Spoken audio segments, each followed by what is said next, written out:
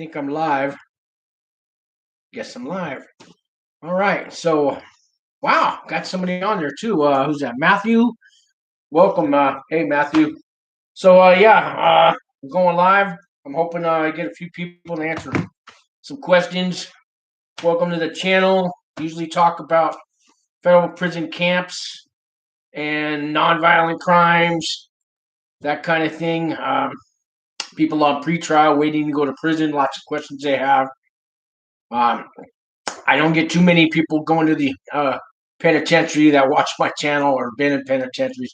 There's plenty of channels for that, guys. Plenty of channels. 23-1, West Bloxton, Larry Lawton. They're good. If that's what you're into, those are the channels to watch. This is more for the camp guys, the nonviolent guys. White collar crimes, not so white collar, but drug dealers, that's nonviolent. Things like that. So here we got Richard. Hey, Richard, how you doing? Hey, Richard, you still interested on Thursday nights? I could resend you that link to that AA meeting if you want to go. We're still doing it.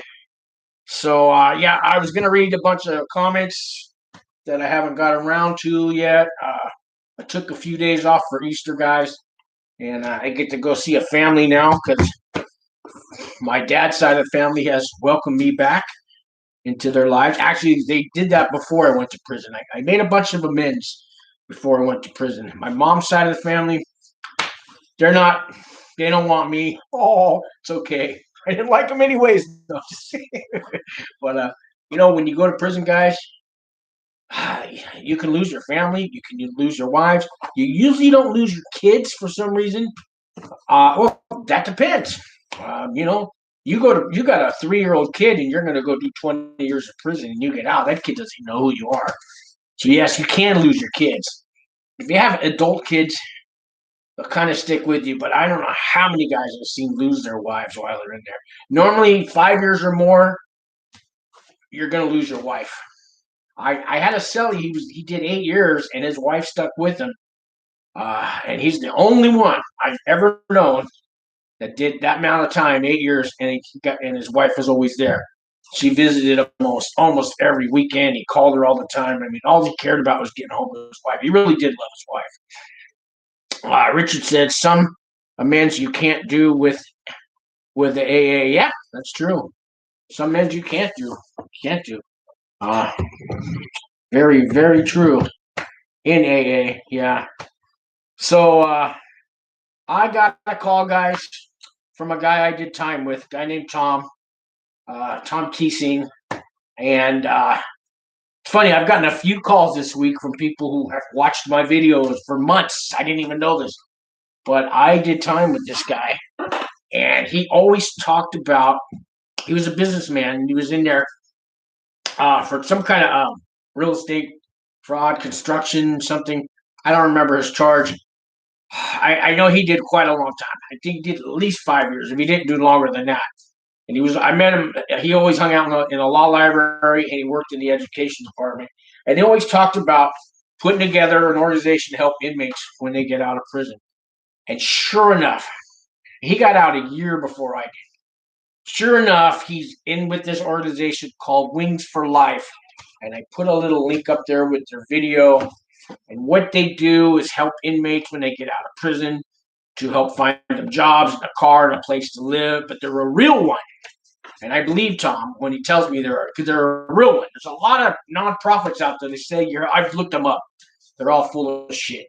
They'll give you a list of references. They'll tell you to go to Goodwill and Salvation Army and all that. Well, I already know about those places. I mean, some guys don't know about those places, but usually the halfway house will steer you in that direction. So, anyways, he wants me to get involved with these guys, and I really do. And right now they're helping families of inmates who are in prison. So a lot of guys, you support your family, and you get arrested, and so you go to prison, and you're the breadwinner, and it's vice versa. It could be the woman, and she's got 2 kids. She's got to go live with her. Hopefully, she has a relative that watches her kids while she goes to prison. But it's a lot of stress and money and everything on the people you got to leave your kids with. So this organization, Wings for Life, will help those families. They'll help them out with food and blankets, help them pay their rent, help them with counseling, help them with hope, help them get through this while their loved one is doing the prison time. Because when you do prison time, man, you hurt all the people around you. All the people around you. And look, I didn't have a wife or kids, and I still hurt people around me. My mom's side of the family don't want to talk to me. Yeah, I mean, I hurt them. It's like, oh, I didn't care for them anyways, but I kind of wish they'd forgive me. And maybe they have. I just haven't contacted them yet or nothing. But my dad's side of the family, I got my dad's sister, my aunt. She's 90 years old and still getting around and walking around and everything else. And she's got 3 kids, my cousins, and they got kids and they got kids. You put them all together, it's like 40 of them. And they all tell me they love me. I talk to them all the time, get together here and there for these holidays. And, these 3 cousins of mine are all a little bit older, 5 years or so older than with me. But, for 20 years, I didn't talk to all these people. I was running around in my criminal world, doing my drugs, drinking, and trying to find the next scam to get me rich so I didn't have to work for a living, But I did work for a living. My scams never worked out till the last one. And then you know what happened. Here I am, out of prison. So that didn't work out so well. So don't quit your day job, man. Anyways, so I heard a lot of people out there. I heard women, we hurt our families out there, and our families suffer while we're in prison. It's almost like we did this to them. And in their minds, we did. We abandoned our family. You got wife and kids, or you got a husband and kids, and you're going to prison. When you go to prison, you did that to them. In their minds, you made those choices, those bad decisions. I mean, a bad choice and a bad decision. That's like I want chicken instead of ham. That's a bad decision. I made a bad choice.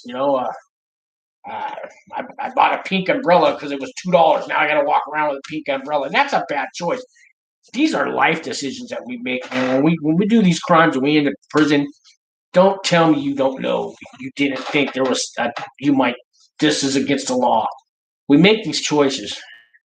Yeah, I could say I was high on drugs, this and that. I can use that for excuse, but at the end of the day, I did this. I did this to not just me. I did this to the family who loved me. So, and you got to come to terms with that on your own, guys. You got to come to terms with that on your own. People could preach to you till you're blue in the face. And, there's stages you go through when you're facing prison time. The denial, the anger, the bargaining, I'm innocent part. And when you finally get towards the end of your day before you get sentenced, usually is kind of around, you realize, yeah, I did this, and now I got to go pay I got to go pay the piper. I got to go to prison. So do we have any questions there? Alan Scott says, hey, bro. All right, let's see. I got some. I'm going to read these comment guys that have left me for the last couple of weeks. Let's see here. So the first one was Micha. I can't see the name of it. Says feds equals fascist equals Marxist, and I was a prison guard, now retired. And that's how he feels about it. I'm guessing he worked for a penitentiary because this sounds like, and he's retired federal prison guard. If he is, and he's fed up with the feds, but I'll bet you didn't work at a camp because they're a little bit more laid back. The guards at a federal camp, I got to tell you guys, are some of the friendliest people or regular hardworking people you want to meet. I worked at the Supermax for most of my time in the food service there, and those guards over there, the ones in the kitchen part. Now, I don't know about the guards that take care of the inmates themselves, but all the food staff guards there, we work side by side. We're working the line, the food line, making thousands of trays a day for all these inmates.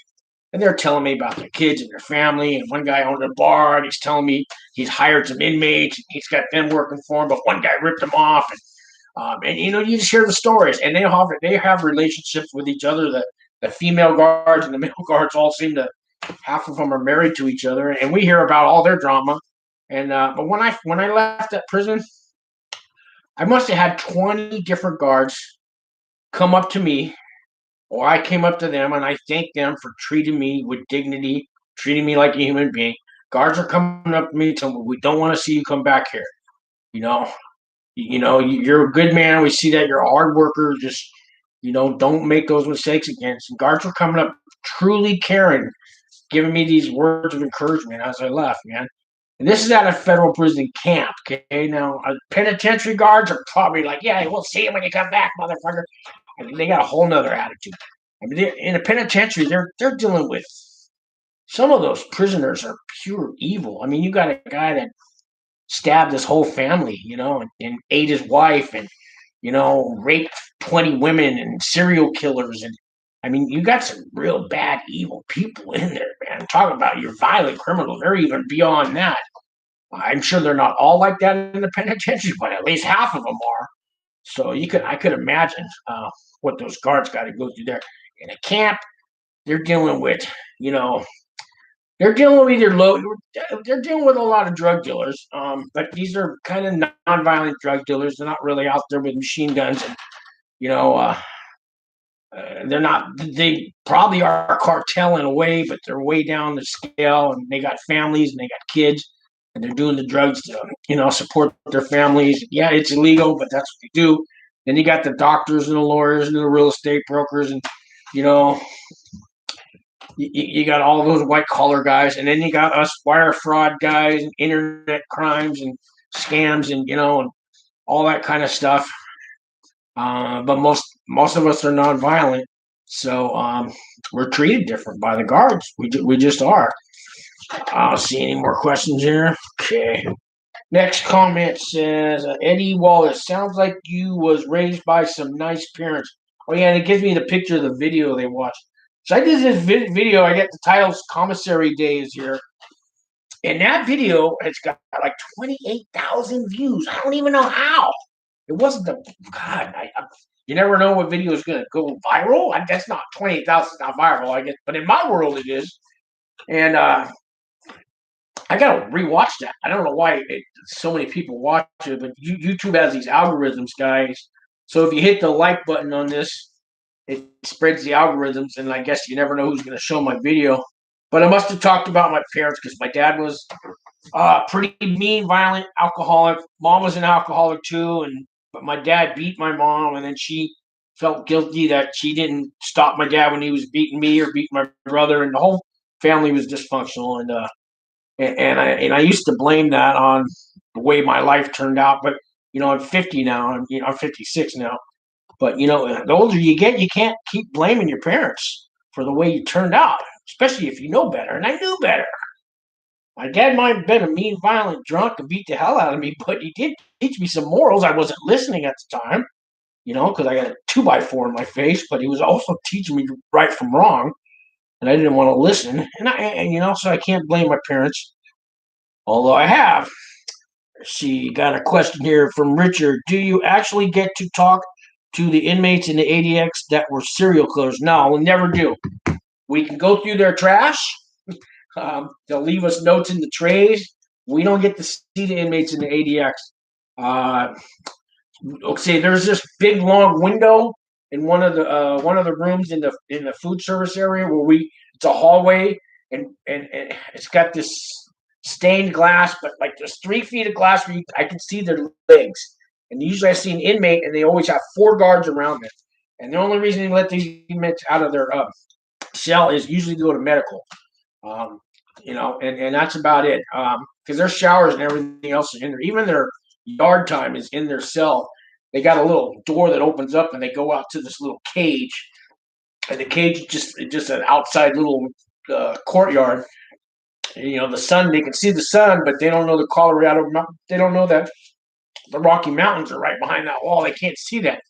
I might remember when they were brought in there that first day, they got to see the outside, and that's their only memory that where they're at. But yeah, we don't get to talk to them. But we have found notes and stuff. It's usually complaints about something in their cell, or food. Sometimes they complain about the food, and then the captain comes and he gets all over us, and they'll redo the whole menu. They'll yell and scream at us. If one meal comes out bad, man, we get hell for it. Let's see. Harky Menor. Oh my God, Dustin Dio, my super chat must be working. $99. Oh my God, Dustin. Here, buddy. A little tip to you. Wow. Oh my God, thank you. I knew I had the super chat, but you're the first one to ever use it, and oh my God, man, thank you, man. Because I got rent to pay and stuff, and man, God bless you, man. Hanky Menor says, did feds try to interview you before raiding your house, Sean? No, they didn't try to interview me before. I had no clue, except I had co-defendants. They came to my house about 3 in the afternoon. I got a call at 9 or 10 in the morning from one of my co-defendants saying they just raided this house and they're coming to you next. And I found out they raided 6 or 7 houses that day. They got there at 3 or 4 in the afternoon, and I knew they were coming. So I even left them a little note. I had a little office set up, and I go, hi, I go, hello. I'm a smart ass about it. I go, how did I put? Dear FBI, because I thought, no, IRS was coming. I go, dear IRS, please start here. And I had an arrow and had all my paperwork for them. And then I had another sign. And I said, and there's more files here. And I had another arrow. And then I had some other sign. And I was smart because you're not supposed to know they're coming, but I knew they were coming.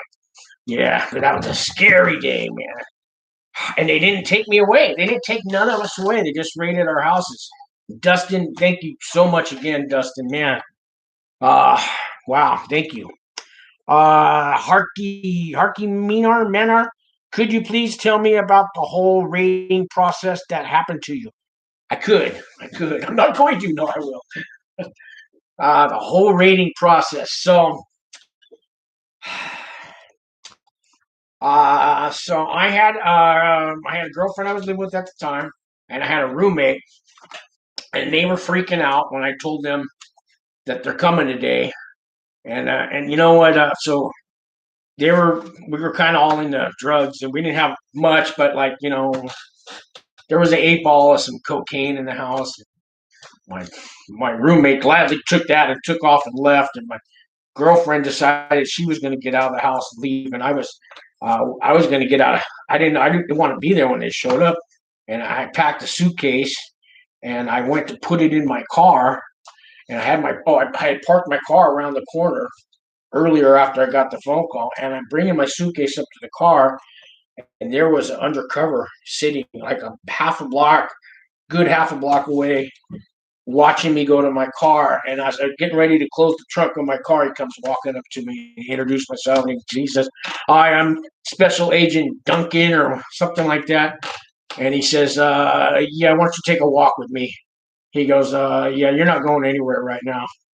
And I said, I know you. I heard you coming. And he goes, "Oh, you knew we were coming? Oh, who told you that?"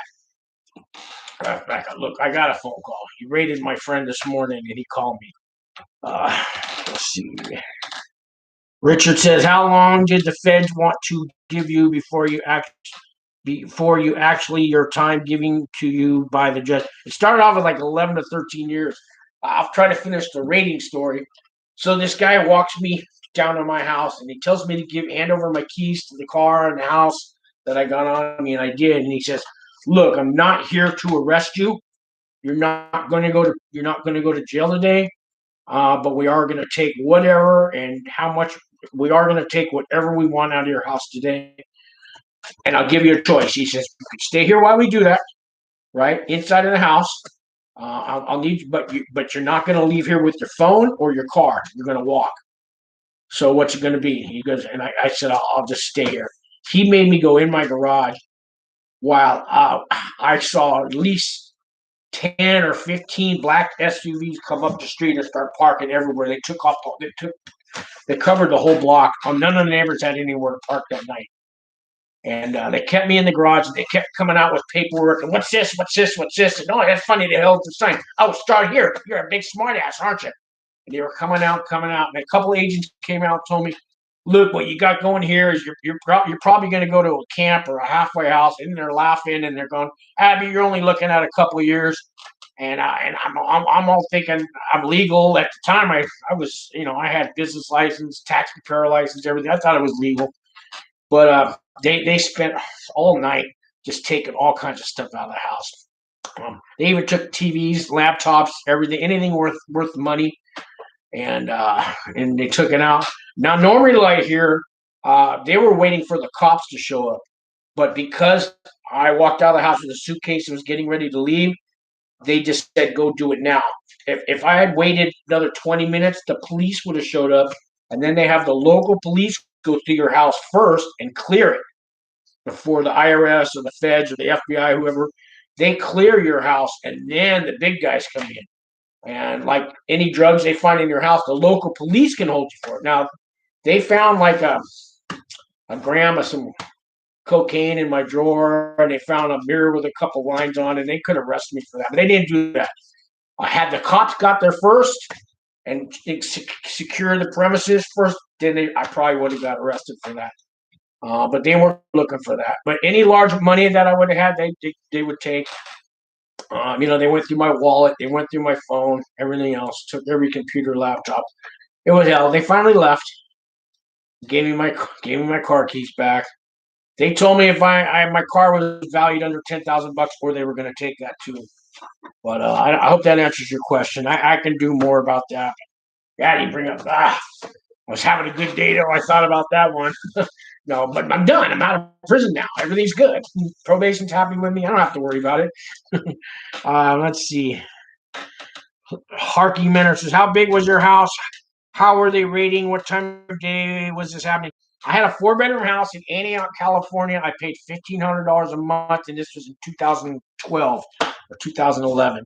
They rated me in 2012. I got and I got indicted in 2013. Yeah, so that was 2012. I still got a year and a half probation left, and it's 2021. So this whole thing is taking 10 years. 4 years of pretrial, 3-4 years prison, halfway house, all that. So even if you get sentenced to 2 years, you got 2 or 3 years pretrial, 3 years probation. If they raided your house, it becomes a longer sentence. Matthew Moskroff, "Do you feel the whole process was fair?" Yeah, now I do, because I did what I did was illegal. If you guys don't know, I filed tax preparation. I falsely filed tax returns for people. I mainly had homeless clients, drug addicts that never had a job, hadn't filed their taxes in 10 years. And so I just made up things on their taxes. And I even put, you panhandle, let's say you panhandle, you made $10,000, you get earned income credits, and you don't have to have any proof of income because you made cash. Oh, you mowed lawns for a living, right? You were a landscaper. You babysat all your life. People always pay you cash. I put that down. I always put down that they made $10,000. I go back 3 years to get their refunds. They'd get between $1,500 a year, so I'd get them, $4,500. I took 20% out of that. I think I was getting like $800 a person. They ended up with $3,800 or something. Everybody was happy, but it was all a scam and all illegal. And I did it. So it was fair. Yeah, I got 52-month sentence. I think it was fair. I've learned my lesson the hard way. Matthew Musgrave, "Do you feel the whole process?" Oh yeah, we said that. Yeah. Let's see here. Where was I on some of these? Kate Elise. She always leaves me a good one. She says, "Sean, that Wizinator thing made me actually laugh out loud. That's hilarious. Best laugh I've had in days." Yeah, thank you, Kay. I don't know if you saw that video. There was a true story about the guy that showed up with the Wizinator strap-on thing in the probation office. He's a white guy, and he ordered the black one by mistake. You can see the video. Let me see another question here. Harky Menor, "How did they raid your house? Take everything out of the house and dump it on the sidewalk?" No, they didn't dump anything on the sidewalk, but they sure dumped things over. Let's take a dresser and just pull it down. Well, first they pull the drawers out. They ransack the whole house, and they make a joke when they leave that we'll let you clean this up. Yeah, I mean your mattresses are ripped up. They cut all your mattresses. They look at any kind of if you're hiding anything. Yeah, they take all your TVs, anything of value, anything that they could do to piss you off. And some people aren't lucky. Like me and my co-defendants, since it was a white collar crime, we didn't have to go to jail. We could have went to jail that day. Some people get raided and they get cuffed and they get taken away. But since I hadn't been indicted yet, they were just gathering the evidence for the indictment. So when they raided my house, it took another year to get indicted. Some people aren't as lucky. And if it's a drug crime, if you're a drug, if you got a couple kilos of meth or coke or whatever, and they're coming to raid your house, they're taking you away that day. You can get out on bail once you get arrested, but the white collar stuff, they don't usually take you away, although they do some. It just depends. I had 6 co-defendants, 7 of us that day, and none of us got taken away. Here's another question. Why didn't he want you to leave your phone or car at the time? Leave with your phone or your car. I'm not sure why I couldn't. He said I could walk away, and my girlfriend had already left. And I go, well, can I call my girlfriend to pick me up? He goes, no, you either walking or you're staying, because we're going to secure your house. We need to know now. I don't know what the reasoning was for that. I always wonder what would happen had I walked away. Oh, I didn't tell you. So the roommate and the girlfriend, so they pulled over the girlfriend somewhere like 2 miles away. She was at the post office. That's right. And she was mailing some paperwork that we had these tax refunds to mail off to people. They caught her at the post office and they confiscated the evidence she had. And then the roommate, he was sitting in the parking lot at a Safeway doing scratchers, tweaking like this guy did, and they knocked on his window and they said, oh, do you know Sean Cowgill, or do you live at this address? And they searched his car.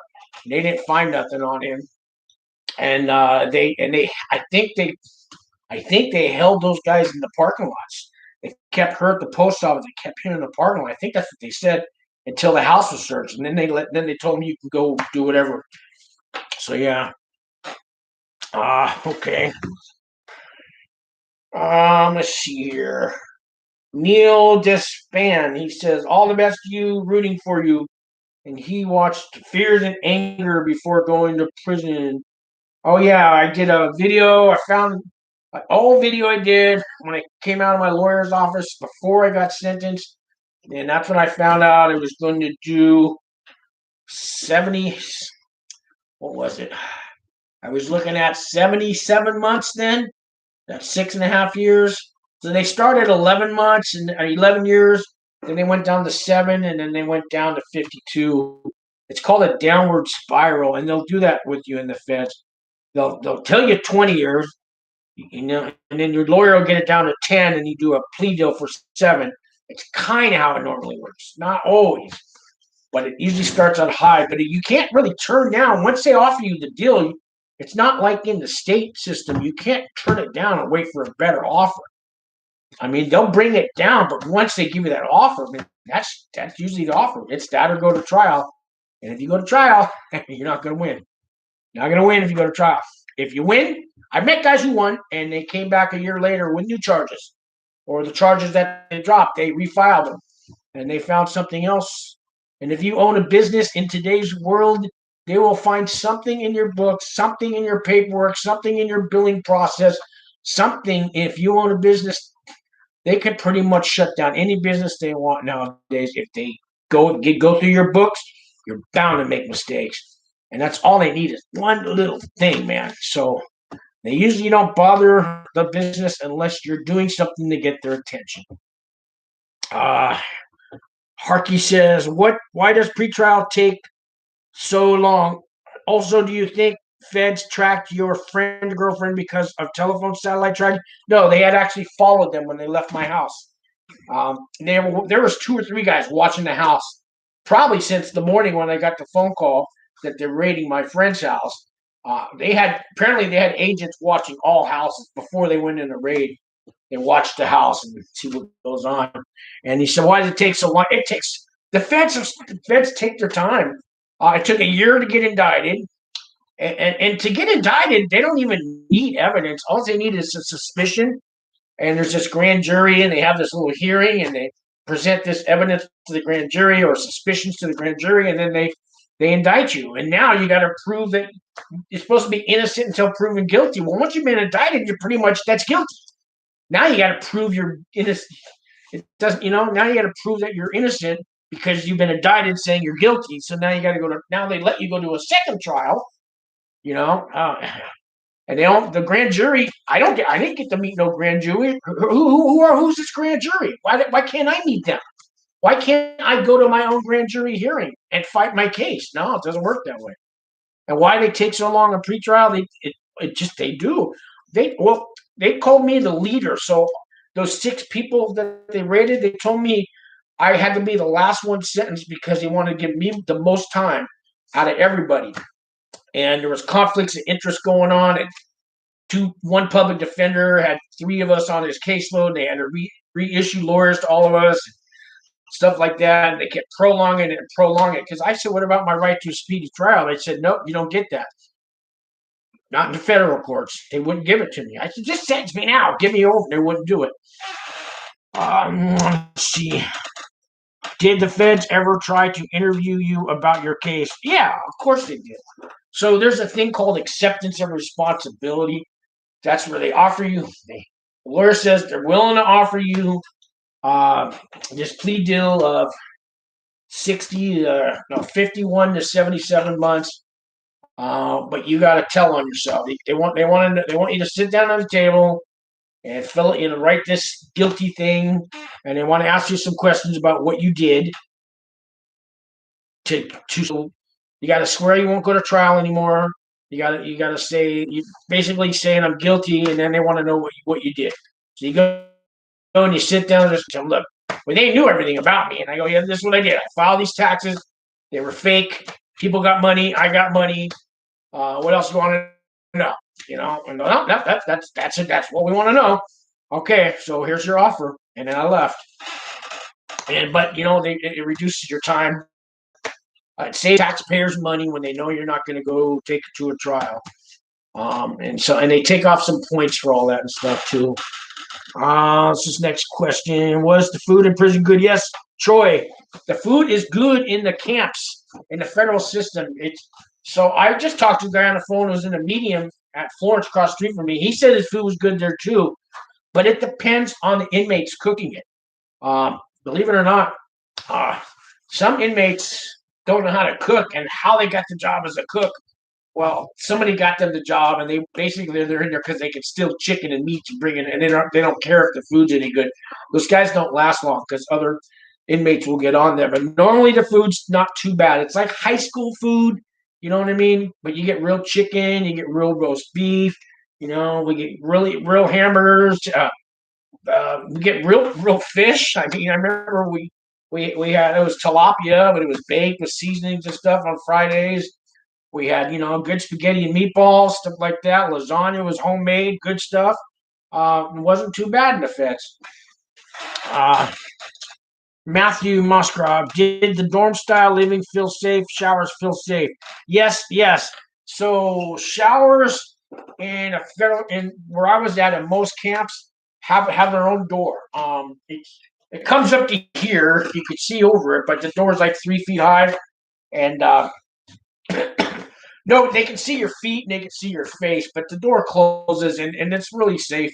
And the showers and all that. It's not like you see in the movies. What was the other? Oh, the dorm stuff. Yeah, camps are everything's safe in a camp. There's no real politics in a camp, and same with the lows. It's all nonviolent guys. You got people that come from the penitentiaries and mediums that done 20 years, and now they work their way down, and they got their custody level points dropped, and they're going to do their last 5 years at this camp. So even they got to be on their best behavior. They don't really like being out of camp because they're used to having gangs to join and cars, and they got that whole prison world that they're used to. And they get to a camp and they're around all these white collar guys, and it drives them crazy. But they don't They don't act out unless you intimidate them. I see people get beat up in a camp. It's because they owe gambling money, and they could owe $10,000 from gambling. They play for high stake poker in those camps. Or people tell on you. A lot of cell phones in camps, and people tell the snitch on you for a cell phone, and they get lumped up pretty bad. I never seen nobody get shanked, but they can get beat up pretty bad. But the dorms are safe. But if you I seen a guy that snored so loud, I mean, they could hear him on the next range, and an inmate came and threw water all over him, right? I mean, he was so loud, and the inmate just threw water all over him, and he got up, and there was like a little fight and stuff, and then the guy's nickname was Water Boy after that, the guy who threw the water, and everybody was on his side. And so the guy went out and got one of those CPAP machines, and he quit snoring and all that. But I mean, so that's what I mean? There's that kind of stuff. Let's see. Harky. After raiding your house, did feds threaten you to not leave the country? Yeah, they told me don't leave town. Yeah, they told me don't leave town. Yes, they did. Oh, and they told me I was on a no-fly list. And they asked me if I had a passport. I didn't have a passport. They would have took it. They would have took a passport if I had. Yeah, so I was on a no-fly list. I think I'm still on the no-fly list, which means at the time I couldn't fly anywhere. I couldn't. I remember I tried to fly to Vegas, and they told me I couldn't while I was on a pretrial, or before I got indicted. Yeah, but I tried to go to Vegas, and they wouldn't. I was on a no-fly list, so we drove. Okay, and let's see here. Let's see. Kells says, "Man, keep that head up." Okay. Reggie Robbins, 4 days ago. How many counts did you have? You said you done a lot of income taxes. Did they charge you with everyone? Oh, and originally I had like 11 counts of felony counts. They tried to get me on wire on identity theft, but I had signed waivers from every person I did taxes on, giving me permission to have their social security number and their ID and all that. Make sure everybody signed that, and that dropped a lot of charges. So they just settled for one charge of wire fraud. That's all they need is one charge. So yeah, and I probably did 300 or 400 people's taxes, but they didn't charge me individually. So there's just one lump sum. I mean, I guess they could have done all that. The Fed just needs that one charge. And conspiracy is a popular charge. They can do a lot with conspiracy. So yeah, I mean, you can get a whole bunch of charges dropped, but that one charge is all they need. Yeah, that's the Feds for you. Harky says, "What's the youngest person you met at the Feds?" 21. Yeah, not too much. I don't know if there's anybody younger than that. Maybe he was 20. Those are people with absolutely no criminal background. So you got to have 11 custody points or less to get into a camp. And if you're 25 years or younger, you get 8 points right off the bat. So you only get 3 points to play with. But if you self-surrender, you get -3. So if the guy's 25, he's got 8 points. He self-surrender, that's -3. Brings him down to 5 points. He's got 6 points left to play with. So depending on his criminal background. So young guys can get in there, but it's, 8 points is a lot to start off with because of your age. So there's not a lot of youngsters, but there are enough. Let's see. Okay, Carl Muncie, thanks for the awesome story, Wizinator. That's a true story, but unfortunately, it happens. It's not saying it happens more than you think. I wish that I could meet you sometime at a meeting. That would be awesome. There goes my anonymity, but I don't mind. Who knows? Well, oops, they all know. Well, you put it on the comments. So everybody knew. Give you thumbs up. Yeah, anonymity. So, I've got this channel going. I mean, yeah, I'm a member of AA. Like I've told you everything else about my life on this channel. So the one thing I could be proud of is a member of AA. But yeah, you're supposed to be anonymous. And that goes back in the day when AA first started out. You got a lot of businessmen and doctors that are alcoholic drunks, and they think they're Mr. Prestige and out there in the world. Like nobody didn't know they were drunk, but they don't want anybody to know that they have a drinking problem. So they go to these meetings and it's don't tell nobody my last name, and they want to keep it all private. The world's changed. That anonymity thing is changing. I mean, movie stars come out now and say they've been to rehab, and I mean, the world's got a different view on it now. And those guys who were worried about their identity being found out, if their family didn't know they were drunks already, you know what I mean? But I'll still respect somebody else's anonymity. But mine, I don't give a fuck about. That's the one thing I'm proud of, is that I'm clean and sober now. So yeah, I haven't done any drugs for 4 years. So it's one thing I can say. I've turned my life around that way. So, and I go to these AA meetings, guys. I'm not trying to preach to you, but if you're looking at prison time, the 12 steps are a good way to turn your life around. Even if you don't have a drug or alcohol problem, those 12 steps are just a decent way to live life and make amends to people that you hurt and things like that. It also helps with the anger. And when a person first gets clean and sober, they're usually angry and you're blaming everybody else, and you got all, and that's like there's a fourth and a fifth step to help you get over the people you're angry at. And then when you calm down and you get over that stuff, now it's time to go make amends to all that damage you did. And that's the 8th and the 9th step. And the last step is helping out the next person. And part of these videos I do is I'm trying to help out guys that went through what I went through. When I first was on pretrial, man, the only person I could find was RDAP Dan, and there was Walt Pavlo, but he took all his videos down. Walt, I just talked to him last week. He teaches criminology courses now. This guy did a few years in federal prison camp, and he had some videos out there helping people.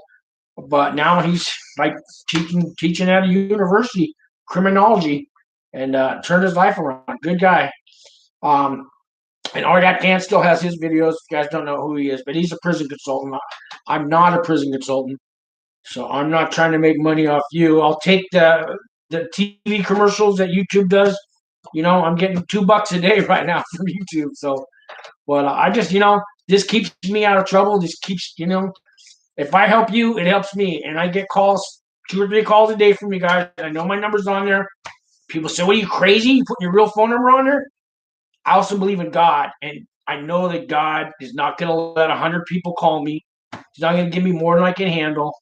I got a backup plan of that because I got this other Obama free phone, and if I need to just use this number and take off my number and only have people call this, but God's not giving me more than I can handle right now. So when you guys call me, man, I'm glad to take your calls. I mean, all you guys who have ever called me, I'll talk you through this. I'll help you, whatever I can do to help. And if you're going in there, I got a couple guys that have already went in. They email me letters, and I can look things up on Google and print stuff and mail it to you while you're in prison. I do all that kind of stuff to help people. You want me to talk to your family, let them know what you're facing, what it's going to be like. I'll help them in that Wings for Life Foundation up there. So I'm going to start getting involved in them because Tom wants me to get involved. And he's been watching my videos since I got out. And Tom's a good guy. And he actually did what he said. So he's involved with his organization, helping out inmates and helping out the families. While you guys are in there, your families can go to this Wings for Life Foundation to help you out with rent and food and housing and things like that. But we want to help inmates when they get out and get a job and get a car and a place to live, but only the inmates who are doing something with their lives. And see, me and Tom we must have talked for 2 hours, but we had talked in prison about this. I just kind of wasn't sure. People give you their number in prison when they leave and you never hear from them again. But so my thing was, there's a lot of classes you could take. Even in a camp, they might not have that many. But if you're taking, as long as you're taking what's offered, as long as you're doing something to turn your life around while you're in prison, I mean, what little programs they do offer, what programs they do offer. I mean, I must have took 40 different classes and programs. There's a 7 Habits program. there's the RDAP, there's a non-residential one. There's there's just now I'm drawing a blank, but I could pull out my certificates to show you. But there's a lot of classes. Even if you're taking Spanish, it's a class. You're doing something to better yourself. So we want to. This organization feels like I do. They want to help the inmates that are trying to do something with their lives. Just change it. So when you get out, because we don't want the inmate that's going to lay around on his bed all day watching TV and signed up for this organization, and when he gets out, they're going to buy him a car and give him a job. No, we want to help out people that want to help themselves. So I think you get the drift of what I'm talking about. So let me read some of this Harkey Minar. I don't know how you say your name. Minar Harkey. What happened in court? The whole process. Oh man, I don't know if I got time for that. Watch my videos. That's a long question to answer because I went to court several times. Pretrial, pre-sentence, blah blah blah. But the sentencing day, I got a video called Sentencing Day. And when I finally went to my sentencing day, was the biggest relief of my life. I didn't know if I was getting 10 years, 20 years. And even though I took this offer for up to 77, and I looked and it said, oh, it could go up to 96 months. And I didn't know what I was looking at. I knew I probably wasn't going to get more than 96 months. But being on pretrial for 4 years, and anybody, your friends, your family, you're going, oh, you're not going to go to prison. It's been 4 years and they still haven't sentenced you. You're going to get probation. You hear that every day. It just drives you crazy. You go, no, I'm going to go to prison. Trust me. I call people up after sentencing. I told you I'm going to prison. Are you happy now? I got 52 months. Fuck you. And then it's a big relief. Sorry. Let me drink something. On sentencing day, though, I had 3 people show up from AA and talk to the judge for me and try to tell him what a good guy I was. Don't send him away, that kind of thing. But I told the judge, I had a speech prepared and I ripped it up, that personal narrative that these prison consultants talk about and all that. I had one written and I ripped it up. And I said, Judge, I said, Your Honor, I'm just going to speak from the heart. I'm not here to ask you to, I know you got to send me to prison day. I'm here to do some time. I'm not here to tell you what a good guy I am, because I'm not. And I got a criminal history, and I went blind. I did this, I did that. I know what I was wrong. But then I told the judge the things I've done over the 4 years, how I went through a drug program, I did AA, and I was feeding homeless people, and I was working I was cleaning bathrooms at the Alcoholics Anonymous central office in Oakland. I'd go over there and clean their bathrooms and answer the phone and do paperwork for them. I had everything documented. I was feeding the homeless on Friday nights. I showed the judge all these things I did. And I said, I don't know if that counts for anything, but I just want you to know I'm willing to change, and this is what I've done. And the judge told me I was complicated. But because of all these things I did, and because of things the therapist told her how I've been working to change, because I'll pay for a therapist for you.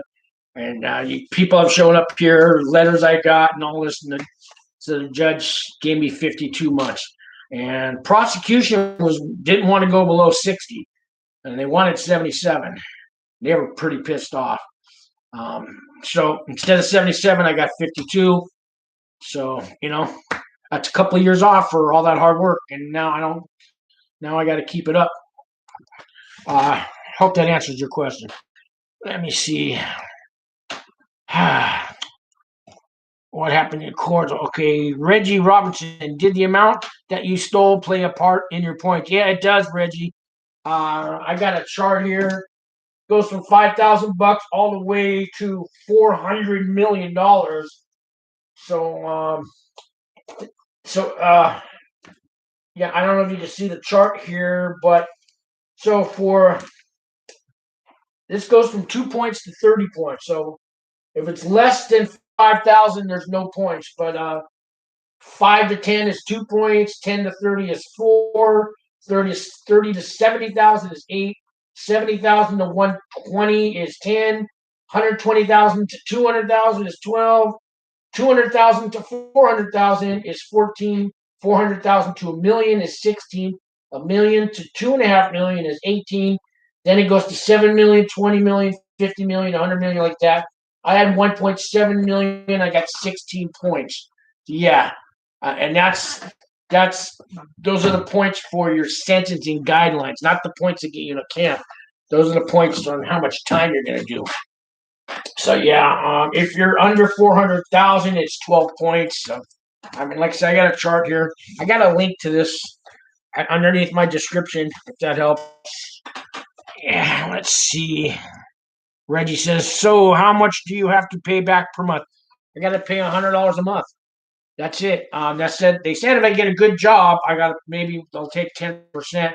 I said, what's a good job? He goes, like $100,000 a year. So I'm on unemployment right now. I got laid off from the last job.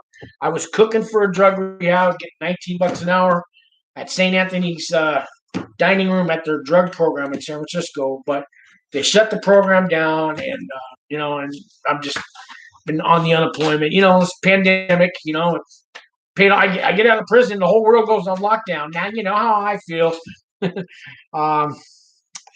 So Harky Meaner says, what are the main ways the feds tracked you? Email, camera on computer, etc. Yeah, the computer.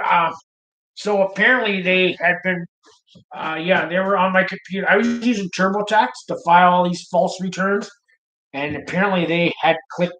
Yeah, apparently I wasn't high when I was yelling at my girlfriend saying, I know somebody's playing with this computer. Somebody's here. I know somebody's on to me. Somebody's watching me. I wasn't high. They really were. And yeah, and they'll your phones. Oh yeah, they'll listen in on your phones. They get a warrant for that. Of course, you don't know they have a warrant, but now that they got that Patriot Act, they can get warrants like that. So yeah, they'll listen in on your phone. They'll watch your house. They'll track your phone. They'll see where you go on it. Even if you turn your location off and pull the chips out, they still can track the phone. Yeah. Harky says, what do you mean somebody was watching you on your computer at least? Well, somebody was like playing with it. God, it was so long ago. And I was high. But I knew that I knew somebody was playing with on my computer. I knew there was another person logged on there. Somebody was trying to hack my computer. It's the best way I could explain. I don't really remember exactly how it was, but they told me that they were doing that. Whenever I went on TurboTax, and the whole thing the screen would turn off or would go this way, would go that way, and then I got a virus, and they told me they put the virus on there. I remember there was these little like pirate faces going across the screen, a whole bunch of them, like a little pirate kind of, like the Pirates of the Caribbean thing, and it was all the way across, and I couldn't get them off. And they told me that they did that.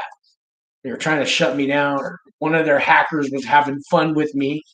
Because I don't know if they got a guy sitting in a van a block away, up all night, tracking you on your computer. But yeah, they told me they did that to me. How many times did this happen on the computer? I don't know. A lot. 20 times. 20 times. I don't know how long I don't know if they were watching me for a month. I don't know if they weren't watching me more than 6 months. Probably just a couple months. Yeah. All right. Let's see some of these. More of these.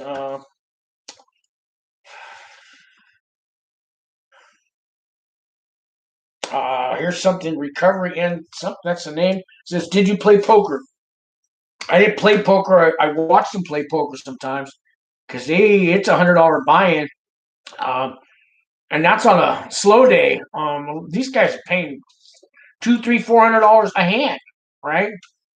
I couldn't afford that, but one time they opened up a $5 buy-in table for blackjack, and you could put like a tuna down and win two back. So they put this little blackjack table, and it wasn't $5 or $3. I played a couple hands one time for $3, and I lost, and I walked away. But that's about it. I played the football squares.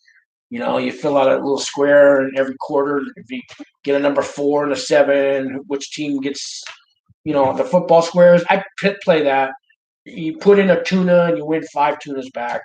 And I say tuna's the money in the camp. I know the penitentiary guys talk about stamps, but nobody wants to stamp in a camp. And camps don't have fences, and stamps are worthless at a camp. It's all about the protein: tuna, salmon, chicken in a bag. Carnitas is big, but any kind of meat that comes in a bag, that's how we trade. That's the money in a camp. Stamps, nobody cares about. So guys come from the guys work their way down from the penitentiary, the medium to low, and they show up with all these stamps and they think they're rich. We tell them, that's worthless, man. That's like fool's gold, man. Nobody wants your stamps. They can't sell them. If you buy a book of stamps for like $10, they're worth $7 if you can find a buyer.